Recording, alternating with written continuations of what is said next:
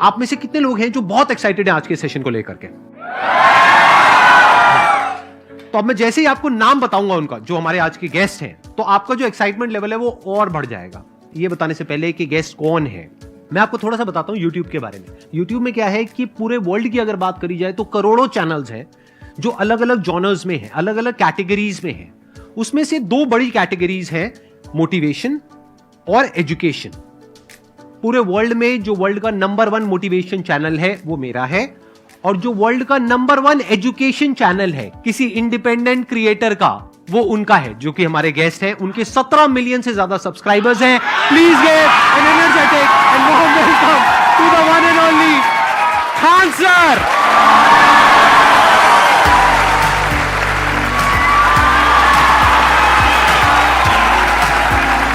क्या हाल चाल जी, कैसे हैं आप?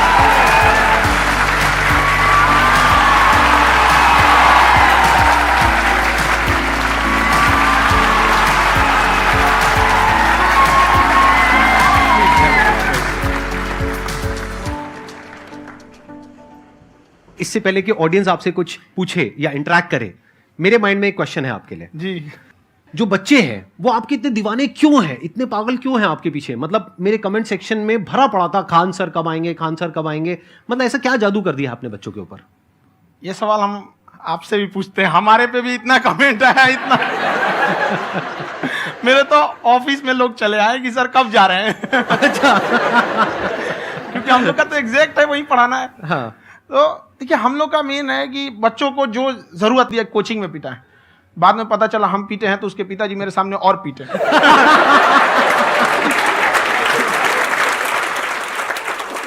सर आपका सबसे बड़ा डर क्या है आप दोनों का? फौजी को डरे नहीं लगता है। बाकी अफसर से पूछिए।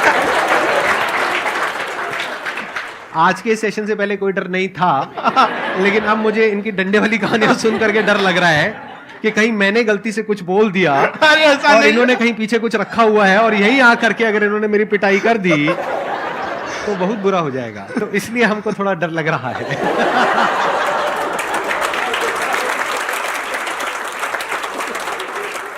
आपकी डेली कितने घंटे क्लासेस होती हैं? 6-7 घंटे।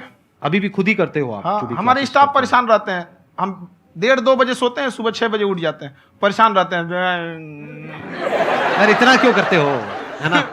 कभी तो उनको भी साथ साथ लगना पड़ता है ना? उनको साथ साथ लगना पड़ता है। हम जग गए तो कोई सोया थोड़ी रहेगा, परेशान रह, दिन में सोते ही नहीं है बेचारा, कहीं कहीं जाके सोते रहता है। तो हम सीट बांध दिए कि भाई तुम इस समय सो जाना, तुम इधर सो जाना। आपकी शादी हो गई है नहीं हुई अभी? मेरी खुशहाली देख के आप आइडिया लगा सकते हैं।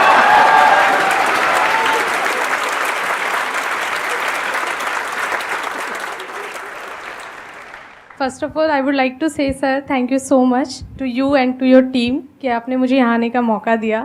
एंड सर अब तक मैंने आपको सिर्फ फ़ोन या लैपटॉप में ही देखा है दोनों को, आज फर्स्ट टाइम लाइव देख रही हूँ तो बहुत अच्छा लग रहा है। तो मेरा क्वेश्चन ये है सर आपसे, जब हम लाइफ में कोई डिसीज़न लेते हैं कि हमें ये पर्टिकुलर चीज़ करनी है, और क्योंकि हम डिसीज़न लेते हैं तो हमारी आदत है कि पहले हम 4 लोगों से पूछते हैं कि तू बता तेरी क्या राय है, तू बता तेरी क्या राय है। तो उनमें से अगर कोई हमें कह देता है कि ये बेकार डिसीज़न है मत कर, तो हमारा माइंड कहीं ना कहीं डाइवर्ट होने लगता है और उसकी वजह से हम अपना डिसीज़न चेंज कर देते हैं। तो मेरा क्वेश्चन ये है कि कैसे हम अपने डिसीज़न पे स्टिक रहे, कैसे हम जो दूसरे के ओपिनियन है उनको अफेक्ट ना होने दें अपने ऊपर। दूसरे से सलाह लेने से पहले एक बार खुद उस पर रिसर्च कर लेना चाहिए, ताकि आप सामने वाला क्या सलाह दे रहा है आपको समझ में आना चाहिए। यहाँ पर ऐसा नहीं है कि कई बार ऐसे होते हैं कि दूसरे वाले को एक्सपीरियंस होता है, तो अगर आपको पहले से आइडिया है, उसके बारे में आप बेहतरीन ढंग से रिसर्च किए कि क्या इसमें प्लस पॉइंट है, क्या निगेटिव है, उसके बाद आप किसी से सलाह लेने जाइए। ये नहीं कि मन में आया सीधा बता, गड़बड़ा जाएगा। तो वहाँ पे पहले आपको R&D करना पड़ता है, समझ में आया कि नहीं? और जिंदगी हो या गाड़ी, जीतेगा वही जो टाइम पे गियर चेंज कर रहा है। तो डिसीजन चेंज करना बहुत ज़्यादा गलत नहीं है। इन्होंने बहुत अच्छी बात कही है और मैं इसी बात में थोड़ा सा और ऐड ऑन करूंगा कि ये जो आपने कहा ना कि अपने डिसीजन पे स्टिक कैसे रहें, ये कोई अच्छी क्वालिटी नहीं है, क्योंकि टाइम टू टाइम आपको अपने डिसीजंस को चेंज करना होता है। जैसे आपने 4 लोगों से डिस्कस किया, कोई इंसान कुछ पॉजिटिव बोल रहा है, कोई नेगेटिव बोल रहा है, उससे फर्क नहीं पड़ना चाहिए। डिपेंड ये करता है कि वो जो बोल रहा है उसका बेसिस क्या है, क्या वो किसी नॉलेज या एक्सपीरियंस के बेस पे बोल रहा है या ऐसे ही कुछ भी बोल रहा है। जहां पर प्यार मोहब्बत होती है वहां पर थोड़ी बहुत एंजाइटी तो होती ही है ना। समझ रहे हो ना मैं क्या कहना चाह रहा हूं? आप लोग समझ रहे हो ना मैं कहां जा रहा हूं? जब वो किसी और से बात करती है तो एंजाइटी होती है ना।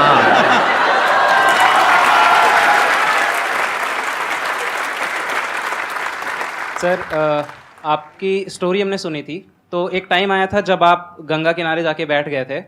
उस समय आपको कुछ समझ नहीं आ रहा था, तो उस समय मतलब आपने ये डिसीजन कैसे लिया कि अब आगे नहीं, यहाँ से वापस जाना है?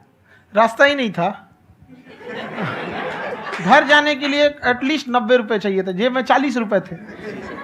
कैसे घर जाते हैं? और हम गंगा के किनारे चुपचाप बैठे बैठे हम कहें कि अब बहुत टेंशन हो गया, अब घर जाना चाहिए। रूम पे तो किराए के रूम पे ही आदमी सारे लोग रहते। गए वहाँ पे तो रूम लॉक हो गया था। तुम खटखटाए तो ऊपर से गुस्सा से बोले जो ऑनर थे, क्या टाइम हो गया है? तुम कहे 9-10 बज रहा होगा। घड़ी देखिए तो 2 बज रहा था रात का, 2-2:30 बज गया था वहाँ। टेंशन में आप तो होता है, कई बार ऐसा समय आएगा कि लगेगा जैसे अब कुछ नहीं हो सकता है। तो इससे घबराना नहीं है। कभी कभी गुच्छे की आखिरी चाबी भी ताला खोल देती है। जो बातें आपने बताई कि घर में प्रॉब्लम्स ये तो बहुत लोगों ने फेस करी वहां पर। आप अकेले नहीं है, बहुत लोगों ने ये प्रॉब्लम्स फेस करी, बहुत तरह की प्रॉब्लम्स देखी, बहुत तरह की स्ट्रगल्स देखी, लेकिन वो सब इतने कामयाब नहीं हो पाए जितने कि आप हुए। तो आपके अंदर ऐसा कुछ ना कुछ है जो औरों के अंदर नहीं है। तो वो मैं जानना चाह रहा हूं कि वो ऐसा क्या था जहां से कि आपका दिमाग यहां तक सोच पा रहा है कि मैं पूरे इंडिया में इतने बड़े लेवल का चेंज लेकर के आ सकता हूं, एजुकेशन फील्ड में रेवोल्यूशन लेकर के आ सकता हूं। ये सोचना ही बहुत लोगों के बस का नहीं है। मेरी एक खुद की थिंकिंग, अगर हमको कोई 100 रुपए किसी काम के लिए दिया, हम सबसे यही कहते हैं, तो हम कोशिश करते हैं उसे 200 का रिटर्न दे। अगर कोई हमसे 200 रुपया फीस दे रहा है, 250 दे रहा है, तो हम उसको ये कोशिश करते हैं कि तुम्हें ऐसा लगे कि नहीं भैया हमने 10-20 हज़ार का पढ़ लिया यहाँ पर। वो ईमानदारी से कभी कमी नहीं।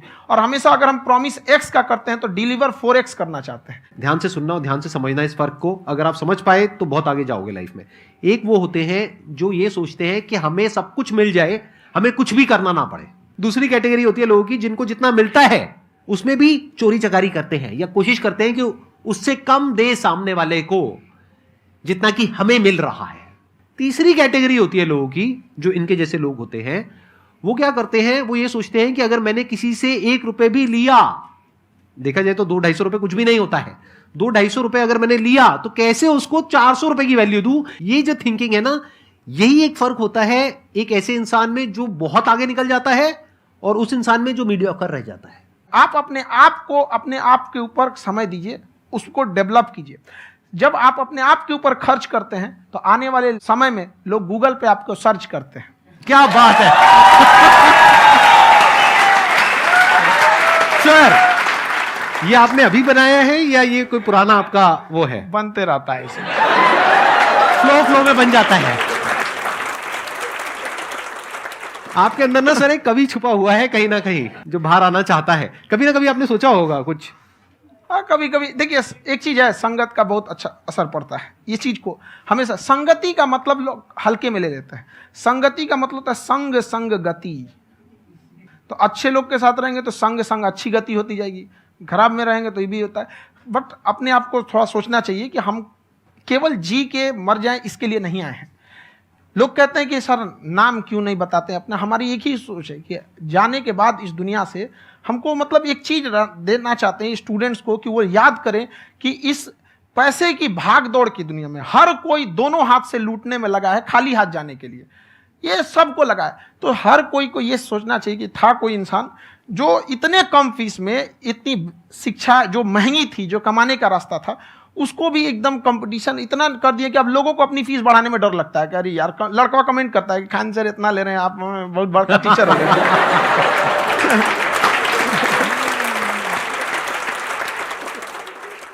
खान सर की एक क्लिप है, ये समय और समझदारी में बहुत फ़र्क होता है।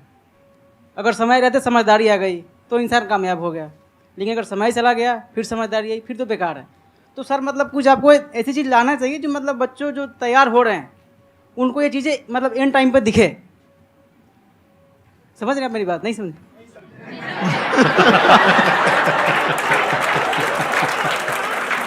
यही होता है सर, सर का मोटिवेशन ज्यादा हो जाता है। जब आप स्ट्रगलिंग फेज में हैं तो कम से कम चीजों को अपने ऊपर खर्च कीजिए, ज्यादा से ज्यादा सीखने में खर्च कीजिए। अगर आपको राजा बनने का शौक है तो गुलाम की तरह मेहनत करना सीखिए। तब राजा बनेगा।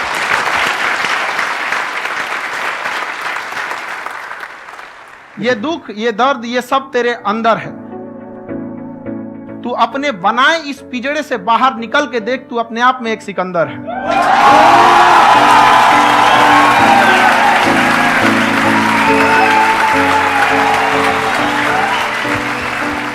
Thank you so much sir for coming.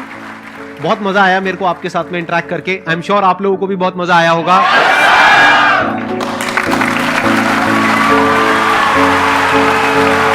Thank you so much ji.